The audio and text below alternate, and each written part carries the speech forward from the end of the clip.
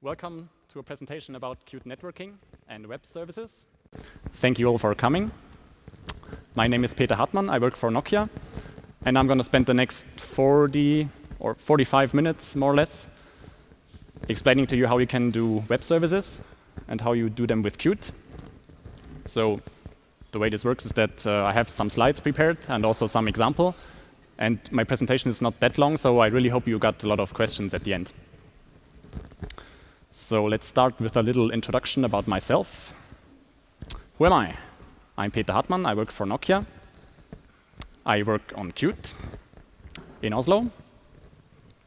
Within Qt, I work on networking. Within networking, I work on HTTP. And I also work on SSL. So if you're interested in networking, there's also a presentation tomorrow by my colleague, Markus Götz, former colleague, Markus Götz, tomorrow at 9 in the morning. And if you're interested about SSL, there's a presentation by myself tomorrow at 1:45 in the afternoon, just in case you're interested in those topics as well. So in case you watched my presentation about networking last year, I told you also some other things about myself. For instance, I was playing football in the Qt football club, and in case you're wondering, I still am, as you can see here. Still very active. Okay, that's it about myself. So about this presentation, what is it about? What I hope you can take away is that I want to give you a little overview over web services. You can see here some prominent servers that offer web services: Facebook, Twitter, Flickr, YouTube. Like, how do they offer the web services, how you can pull data, and of course, how you can pull data from Qt as well. So, yes, let's hope you can get a little overview about web services in general, and then also web services with Qt. So, let's have a look at the agenda. First, I'm going to give a little introduction, overview about web services. Again, who is offering it, who's using it, how you use it, and all that kind of things. Then I'm going to explain a bit how you can do that with Qt. It's going to be a bit technical, this chapter, and maybe a bit dry. And then in the end, there will be some little example where we do some live coding. And just in case you have questions during the talk, just raise your hand, and then we'll have the microphone handed over to you.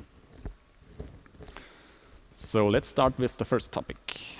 Web services. What is a web service?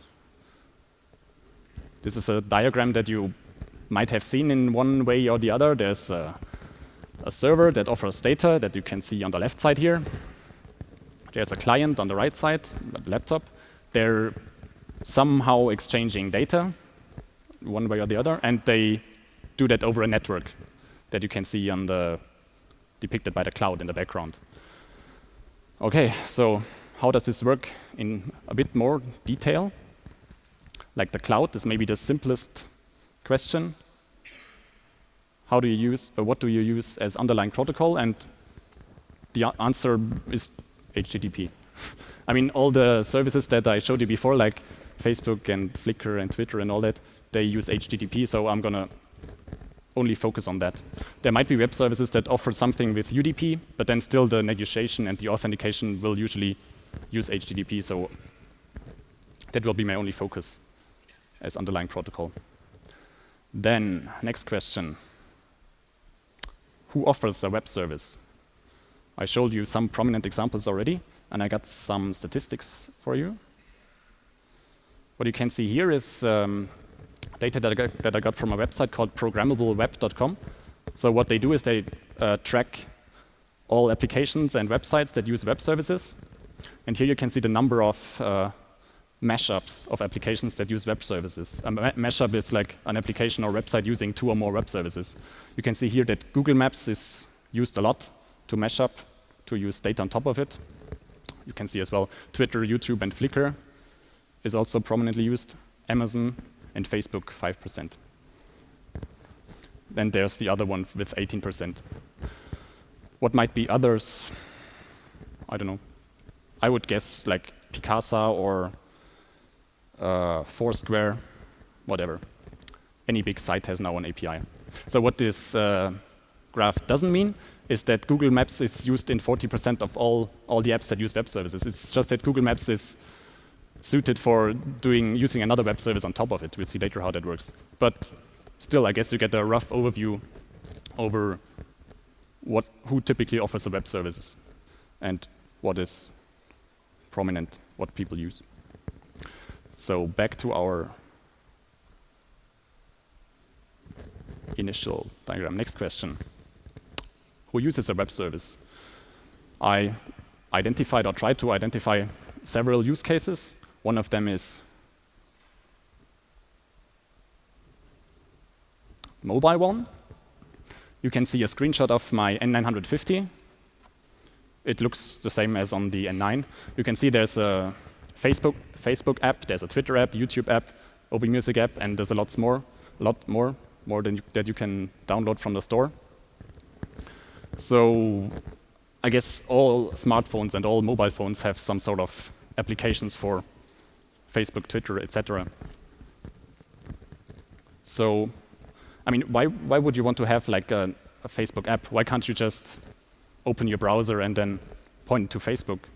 I guess the one answer might be that it's just more convenient. You don't need to open your browser. You type in www.facebook.com, and then you might even need to log in, and then you get like the website. If you have like the native apps, you can a lot more control how you want to use the data. You can have like a native look and feel and all that kind of stuff. And especially if you on cell phones where you don't have the hardware keyboard, you probably don't want to type so much. So you're a lot more flexible with web service. If you can pull the raw data from the service and then you can post-produce it the way you want. So another use case was the desktop. What you can see here is Amarok, the music player from KDE. So typical music player. On the right you see the playlist. On the left you see your music collection, which is not that big in my case. And in the center you see some additional information. It's like the artist that is currently played. And it displays concerts that the artist is playing. So in this example, you see that Paul Kalkbrenner was playing in Düsseldorf in September. So, and of course, this data does not come with Amarok. So Amarok pulls the data from, in this case, it's a music service called Last.fm. So it pulls the data, and then it can use the data natively and include it in their app very nicely and very seamlessly. So in general, there's, I think, no real difference between mobile and desktop use case. I mean, you can see that the Amarok app has a lot more buttons and everything than a native smartphone app would have. But in general, with all the tablets and all that, I mean, mobile and desktop is blurring anyway. So I guess you could combine it into one as well. Another interesting use case might be the web. Here you see a nice example by Benedict O'Neill. You have OB Maps web page, and on top of that, you display news from BBC. So what this website does, it pulls data from BBC that comes with coordinates. You somehow process the data and then display it on OB Maps. Oh, sorry, on a Google Maps website. By the way, this is also an example of mashup with Google Maps. So you have your Google Maps site, and then you put some data on top of it. So in general, I think the website's use case is not that important here, because you usually don't use Qt to build your website. I guess you would be more interested in the mobile and in the desktop use case. So back to our initial diagram again. So we got the server, we got the client. Next, maybe most important question: how do you exchange the data? And I think there are two types of data. One is authentication, and one is payload data. For authentication, imagine you write the Facebook client, and of course you cannot access your messages, or you cannot upload pictures to your account. You need to authenticate first, of course. So how that is typically done is there are several options. The most basic and simplest one is HTTP basic. It sends the username and password in clear text over the wire, so that's why usually and hopefully sites use it only over SSL. The benefit of basic HTTP authentication is that it's very simple and basic, as the name suggests. And you can use it from the command line to test it easily. And yeah, you can start with it very, very fast, very simple to use. If you want to do a bit more sophisticated authentication, there's this thing called Oauth. Let me ask you, how many of you have heard of Oauth? Yeah, that's a lot. I think it's more than last year when I asked. And how many of you have used it actively? Ah, a few. Okay. So Oauth offers a lot more sophisticated approach to authenticating. You probably have seen if you download an app to your smartphone or to your desktop, you sometimes have to log into, for instance, Facebook and then grant access. Do you want to grant access to this application that it can read your messages or your photo stream or something? And in that case, it will most probably use Oauth. So what the Oauth authors try to solve is that you don't give your username and password to the app itself, because you might have gotten it from some app store which you don't really know whether you should trust or not. You basically can delegate some rights to the application, and you give your username and password only to the server itself. So yeah, Oauth has a lot of benefits over like the basic HTTP authentication, but it's also a lot more complex to implement. And then as a third option for authentication, there might be some other things. I remember Google had its client login or auth sub. I always mix them up. Google and Flickr used to have their own. One was client login, one was auth sub. But I think they're more or less disappearing now. And things concentrate mostly around Oauth, and some sites also use basic HTTP authentication. OK. That's the rough overview about authentication. Now, payload data. What kind of data do you get from web services? JSON, how many of you know JSON or have heard of JSON? OK, almost all of them. So JSON stands for JavaScript Object Notation. You can see a small example here. It's some sort of nested key value store. It's very simple to parse, especially if you are in a JavaScript context, like meaning a web browser or also QML. I'm going to show you later how you can easily parse JSON from QML. So many of the web services that publish an API come with a JSON API, almost all, I would say.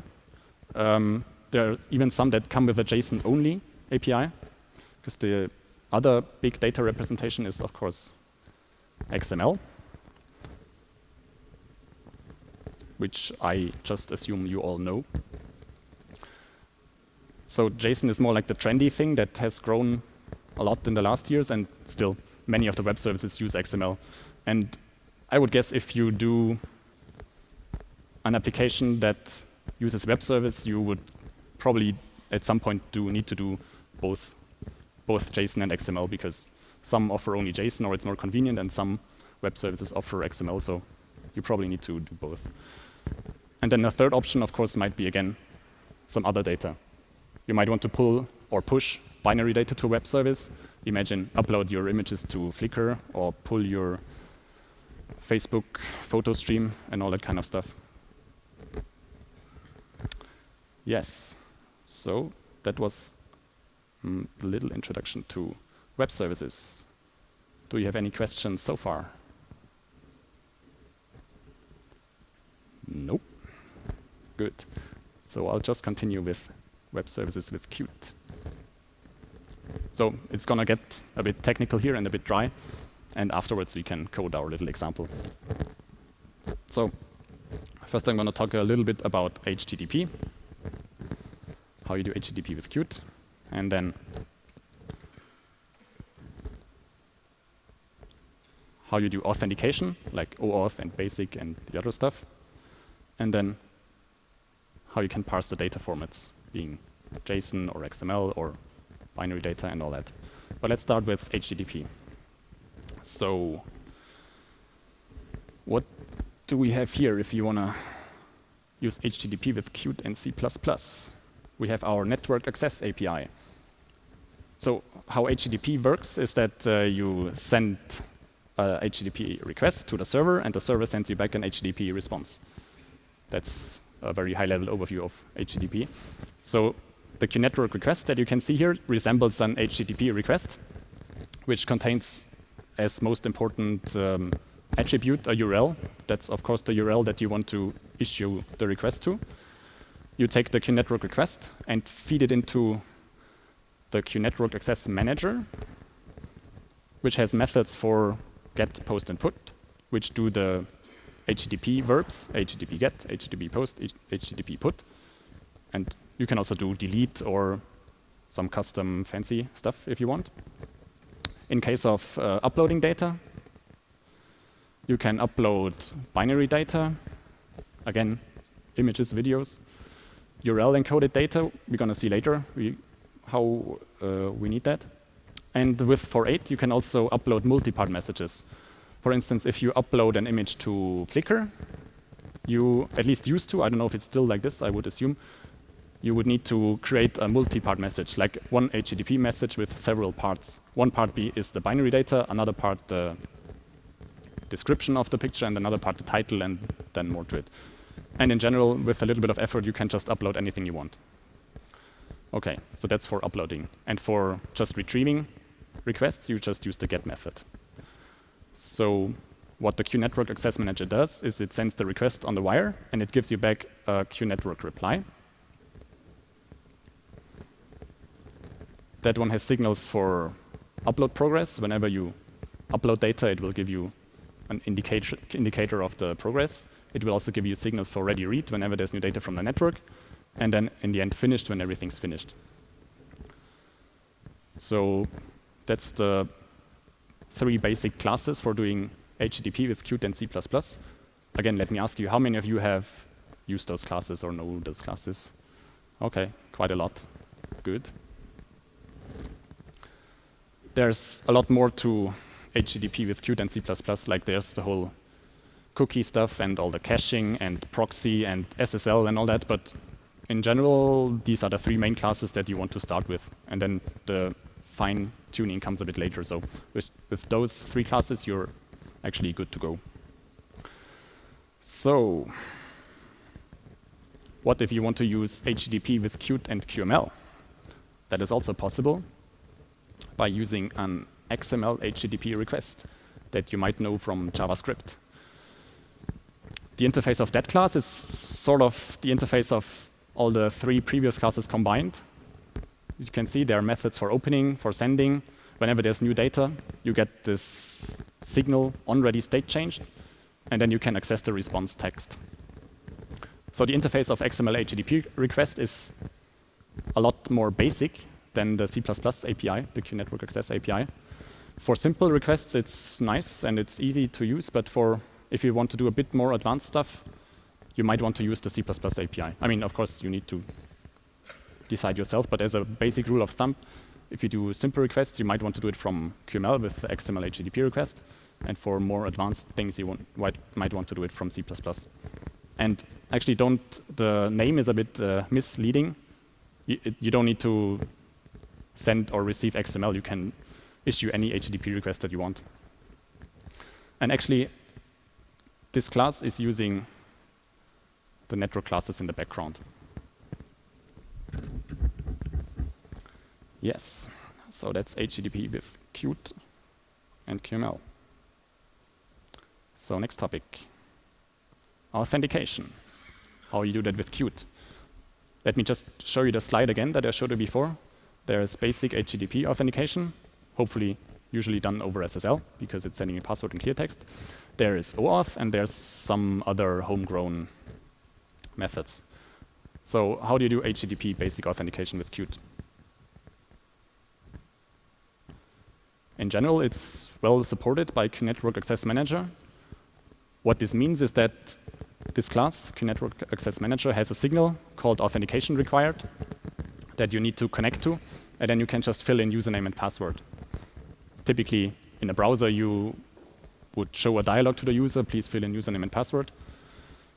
In general, yeah, you can do whatever you want. Another method that you can also use is, remember I showed you before, the queue network request takes a URL, a queue URL, and if you want to hard code your username and password, you can also set it right at the URL. Then you don't need to connect to the signal. That's actually what we gonna use in the example later on. So basic HTTP is supported and it's simple, so it should just work. Now next authentication method is a bit more tricky. Oauth comes in two versions, Oauth 1 or 1.0a, and that is not supported by Qt. However, it's supported by third-party modules, one being KQ Oauth, which you might want to check out. What might be a bad idea is to try to do Oauth yourself, because it has really a lot of logic in it. You have to escape the arguments and then sort them and then hash them, and it's quite error-prone. So you might want to use a third-party module for that if you use a service that uses Oauth 1. Now, Oauth 2 strips off a lot of the logic from Oauth 1, and that can be done on top of Queue Network Access Manager. You don't need to have all this logic with the sorting and the hashing and all that kind of stuff. It still needs some logic because you need to get the access token and all that things. But still, it can be done on top of Queue Network Access Manager with a bit of effort, I guess. So Oauth is not supported by Qt natively, but for Oauth 1 there's native modules, and Oauth 2 you might want to do yourself on top of QNAM, Queue Network Access Manager. And then again, we have the other authentication method, and that is not supported by Qt either. You have to do that on top of the Qt C++ API as well. But then again, I guess hopefully you don't need to do that often. Most sites will use Oauth or something else, or basic HTTP authentication. So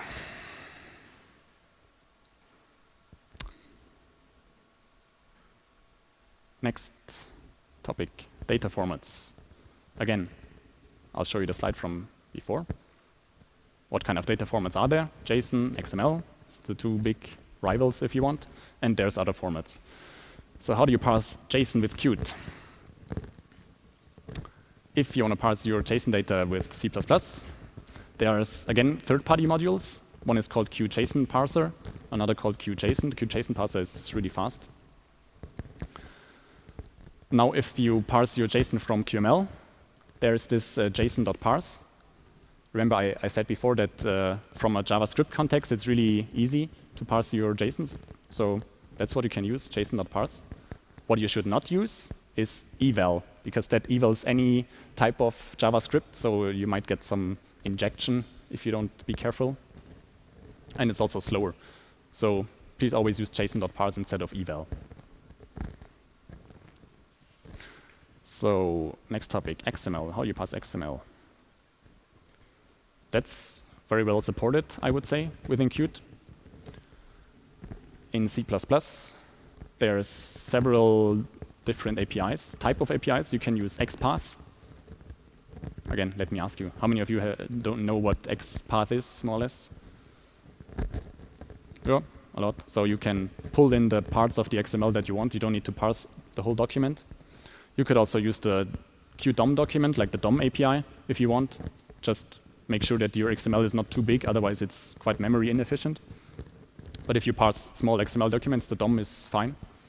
And if you want to really do fast XML processing, you can use a bit lower layers. We have a stream reader, QXML stream reader, and we also have an old SAX parser. If you want to parse your XML from QML, we have a nice interface called XML list model. There you can really easily, with a few lines of code, use XML. And actually, the XML list model is using the QXML query in the background, also for XPath and all that.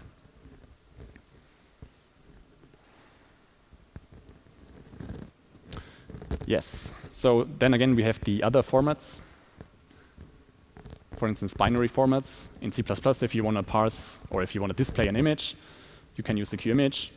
And if you want to parse your fancy text formats, I saw that there are quite some third-party modules around. If you want to parse your CSV data, there are some modules. Or if you want to parse some XML dialect, if you want to parse, for instance, RSS feeds or Atom feeds or something, there are some modules around that you might want to check out. Yes. And then again in QML, if you want to parse binary data, there's the image object that you can use. So yes, that was a bit dry part about web services with Qt. Do you have any questions about web services with Qt so far?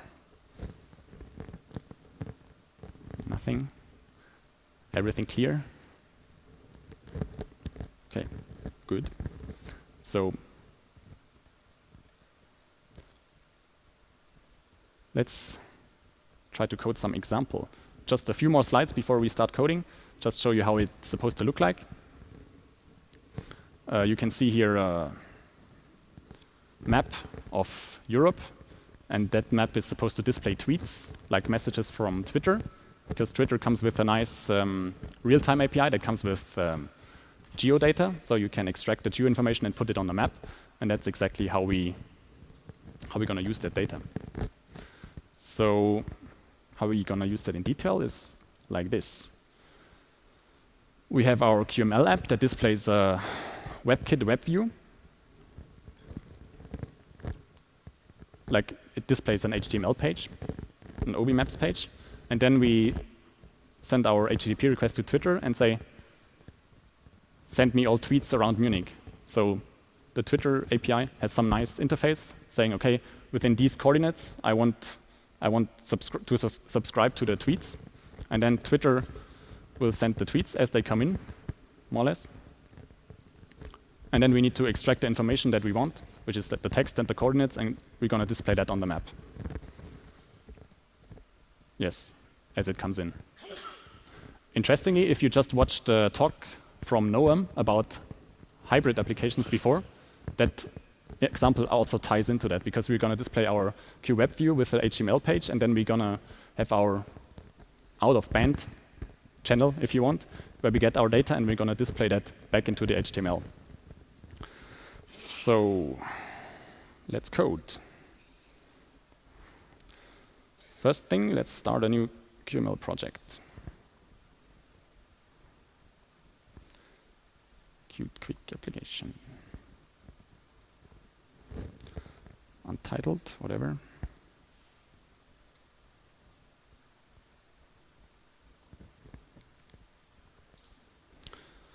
I'm going to use the desktop components here. No version control. Okay, hello world. Let's see whether that works.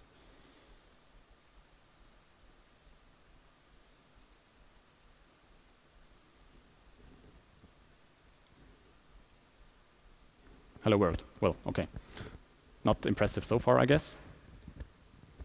So first step now, we want to display our OBMaps HTML page. For that, we need to display it on a WebKit web view. So first step, let's import Qt WebKit.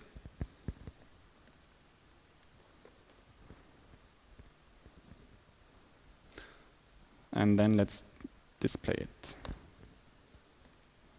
on a web view. I'll give it an ID and a URL.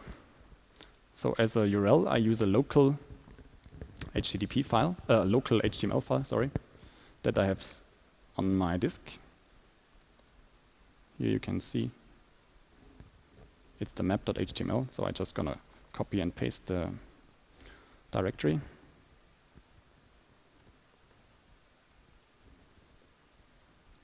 Map.html. And I'm gonna adjust the size of the rectangle. Oh, by the way, can you read this? Is this big enough, or should I make it bigger? I forgot. Can make it. For you in the back, is that okay? Perfect. Oh, okay, good. So let's see whether that works. Okay. worked so far. You can see our web view with the HTML page displaying the map with Munich as a center. Now you might ask, okay, where did I get this HTML file from? And the answer is I just copy and pasted it from the OB Maps documentation. I can maybe quickly show you the HTML file.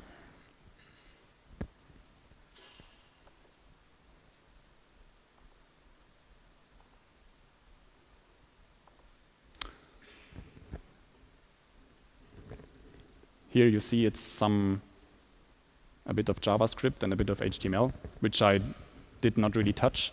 The only thing that I adjusted was I set the map center to Munich and the zoom level, and that was basically it. So that was very simple to get going with OB Maps, if you want to Google for that. Okay, so we display our map widgets now. Next step, we want to send the request to Twitter and say, please give me all the tweets within that area. So I'm going to show you a C++ backend that I implemented before. Let's open this.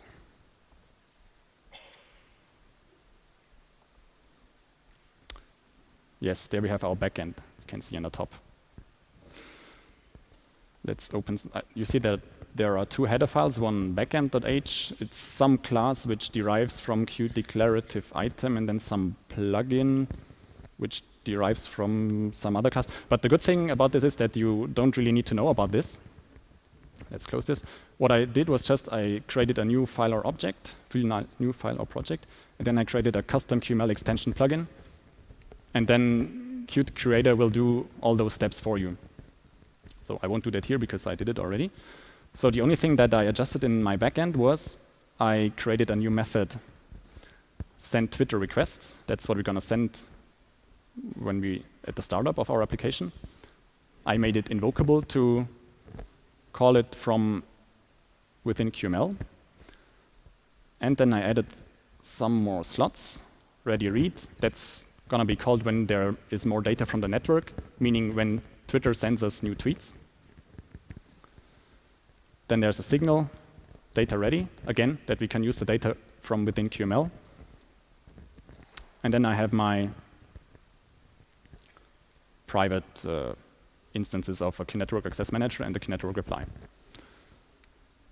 So that's like five, 6 lines that I added. Let's see how those methods are implemented.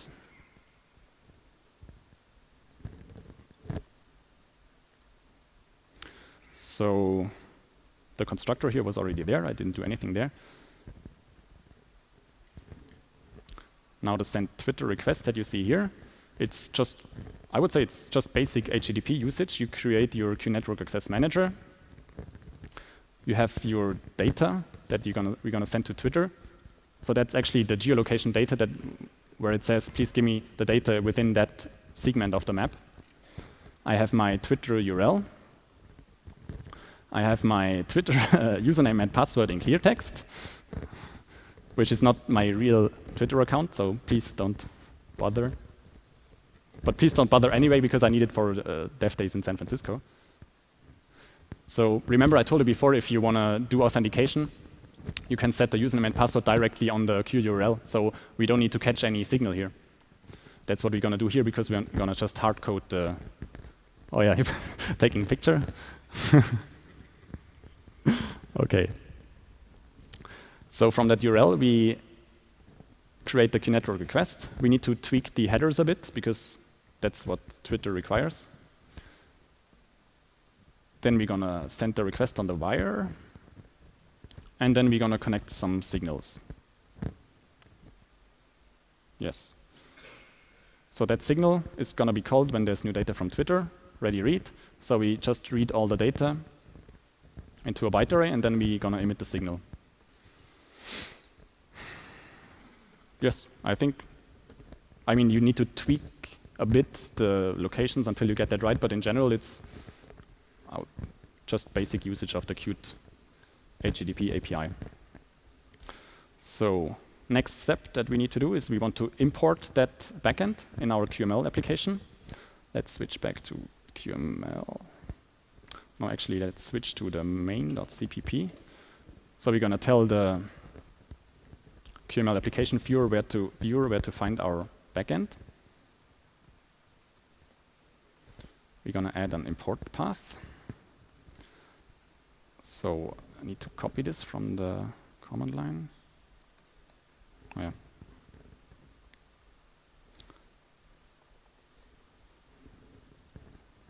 So as you can see here, there's my backend in the directory. That's what I want to import in QML. So we're going to add this as import path, save, and then back to our QML file. So now we can import that. It's just called backend.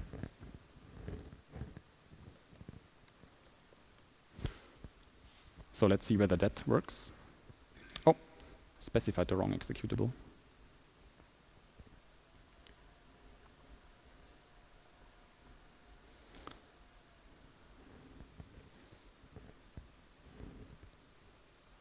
Okay, you can't see anything more here. It's just that the backend has been imported properly.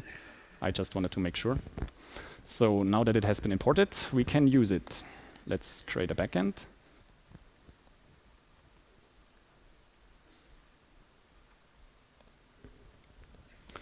So in the backend, what we want to do, we want to react to the signal that we get when there's new Twitter data. We call on, how do we call it again? Data ready. So in our QML, we do on data ready. We say call a function called update map with the data. That function is yet to be implemented. And it's going to be called whenever there's new data from Twitter. So in our web view, what do we want to do there? We're going to tell the backend, please send a request to Twitter whenever we're done. So we do on load finished. Backend, I think we call it send Twitter request. Okay, so the web view, when it's done, it sends a request to Twitter. Twitter sends back the data. It goes to the backend, and then we call update map in the end. So last step we need to do is we need to implement the update map function.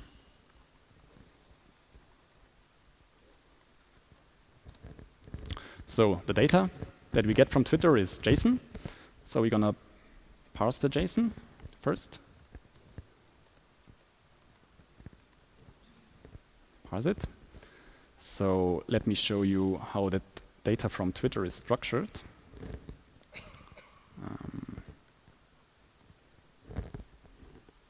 I mean, don't worry, that's a lot of data here. I'm gonna just show you the basic things.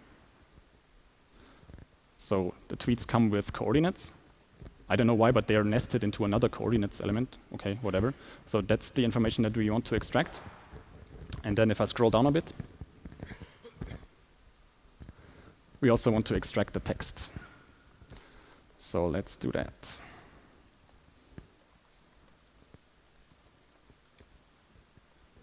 It's very easy to parse the JSON.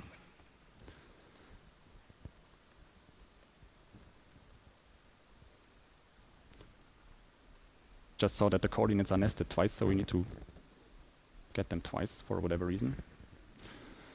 Yes, so everything fine so far? Or do you see a problem with that? Yeah, just say it. Yes, right. Don't use eval. We want to use json.parse. Parse.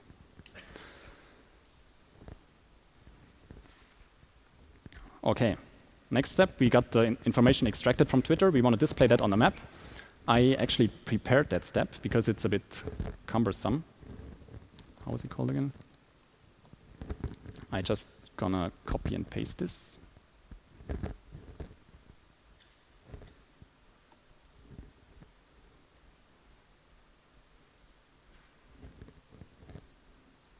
So don't worry if you don't get all the details here. It's just writing JavaScript in a string, and you might see that it's a bit cumbersome to get it all right. The thing is just we create our JavaScript around our data that we want to feed into our map. Where is my mouse pointer? Okay, so and then we need to tell the web view to evaluate that. And if we didn't make any mistake now, cross your fingers. Let's try it.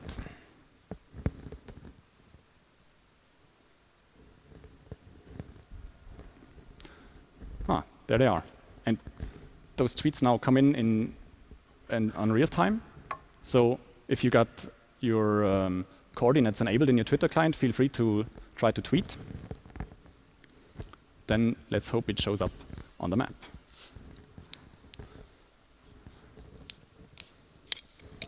And if you have any questions, feel free to think of some while I take a little drinking break.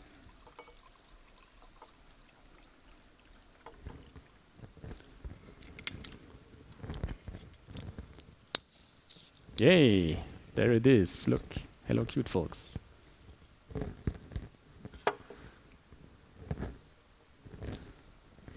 By the way, at the bottom you see that there are sometimes error messages because the coordinates sometimes come at other locations, so you need to have a little bit more sophisticated parsing of the JSON, but for the demo, I guess it's fine enough.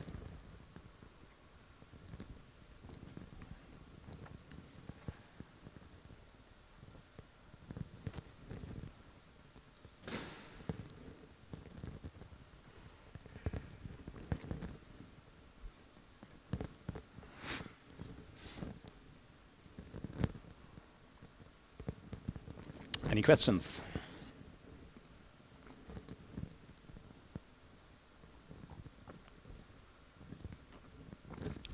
Yes. Ah, cute rocks. In your is it on? In your C++ code, you two questions there. You always create the Q network access manager for each execution of the send Twitter request, I believe. Looks like a memory leak to me. There's no particular reason for that, I think, other than keeping the code simple.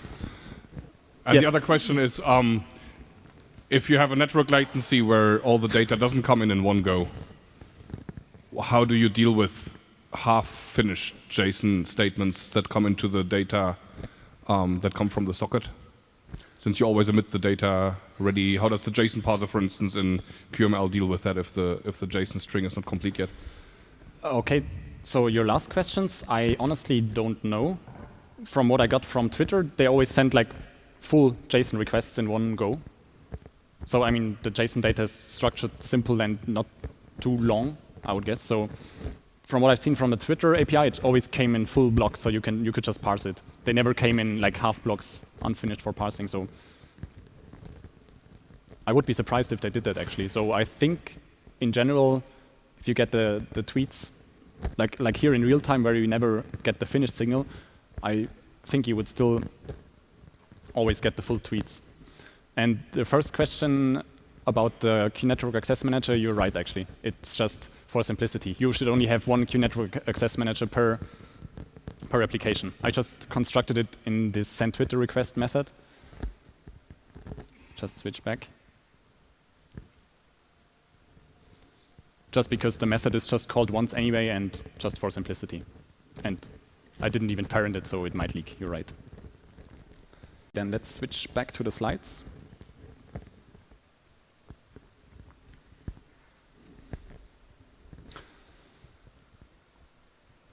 So yes, we're nearing our end. I hope you got some overview over web services, some high-level overview over web services with Qt, and then we saw some example. So if I show you the slide from the beginning again, what was the goal of this presentation? To give you an overview over web services. What are people typically using? OAuth and JSON and XML. It's like the key buzzwords there. And then I wanted to explain how you can use those services with Qt. Things that are implemented in Qt, C++, Q Network Access Manager API for HTTP request, XML parsing. If you want to do JSON parsing and OAuth in C++, you might want to pull in external modules. And in QML, you can use the simple HTTP interface, the XML HTTP request. You can parse your JSON very easily. And you can parse your XML with the XML list model. OK, that was almost it. Just a few more comments. Please give feedback about the talk, whether it was too simple or too difficult or too fast or too slow or whatever. It would be really nice to hear what you think about it. You can give feedback, I think, both through the app, the Qt DevDays app, or at the front desk. There's this feedback kiosk. It would be nice. Apart from that, that's it from me. And again, if you have questions, feel free to ask now or approach me after the talk or whenever. Thank you.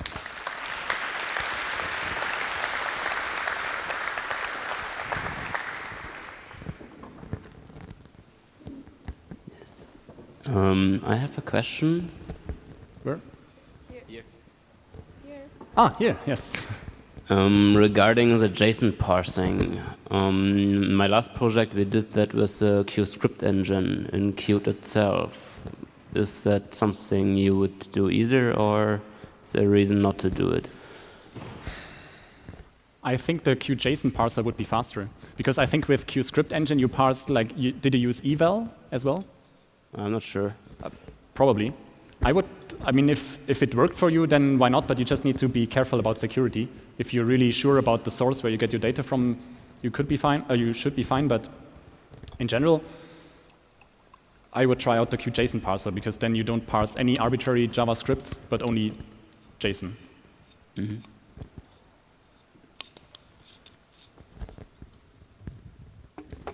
Oh, there are a lot more back there. Yes. So you mentioned about Oauth version 2, but you didn't really say an awful lot about how you would actually support it in your application. Like how much code is required, and are there third-party components that actually package that up nicely for you? Yes, that's true.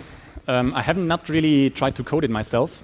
And the thing is that this third-party module KQ Oauth that I mentioned before only supports Oauth version 1.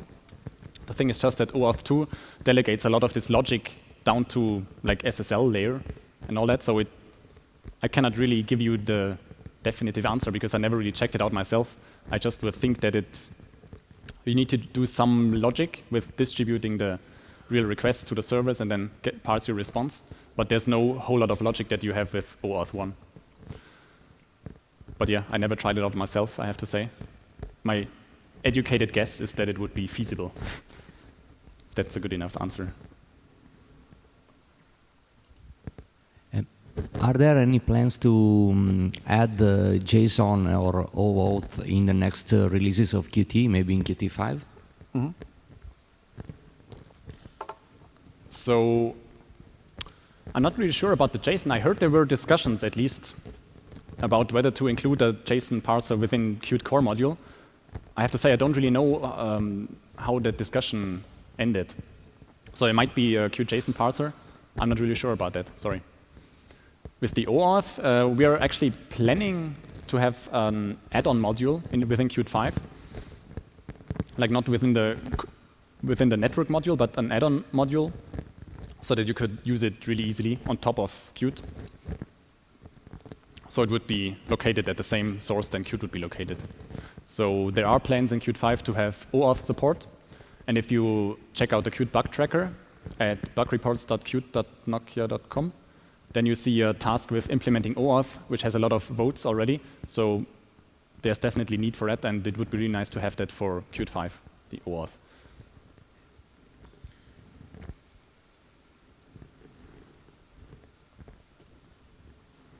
There's one more.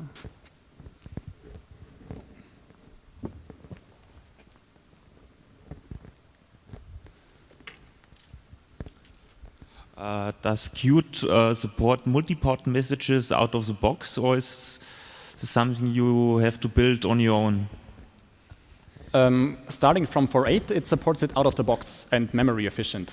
So there are classes QHTTP part and QHTTP multi-part that you can very easily create the part from a file and then use that over the QNetwork Access API. So there are overloads in the QNetwork Access Manager for posting a QMultipart message. So starting from 4.8, I would say that it's well supported. and up until and including 4.7, you have to do it yourself. And then it's often not really memory efficient because you often copy the data around and you need to buffer it inside Network Access Manager and all that. So starting from 4.8, you're good. And before that, you have to do it yourself, but then it will most likely not be that memory efficient.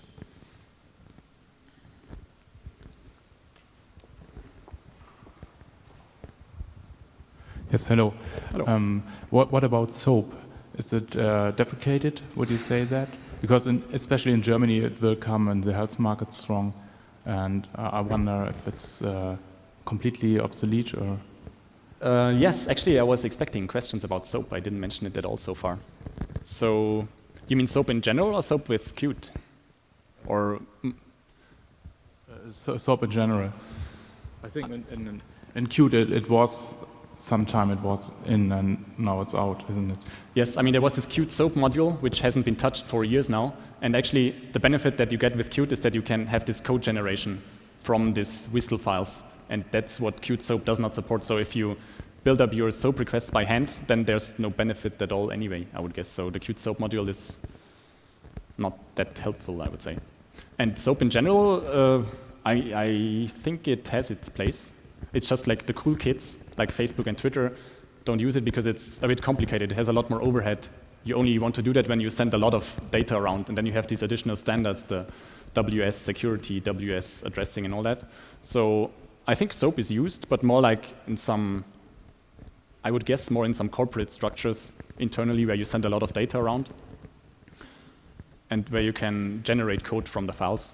So I don't think it will disappear completely. It's just not going to be used for like simple adoption cases, like I want to code my Twitter client like this. SOAP is not useful for that, but I think it has its place.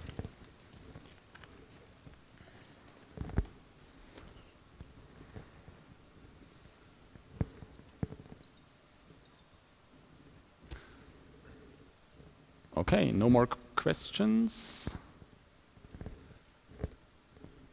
Then I think we're done. Thank you.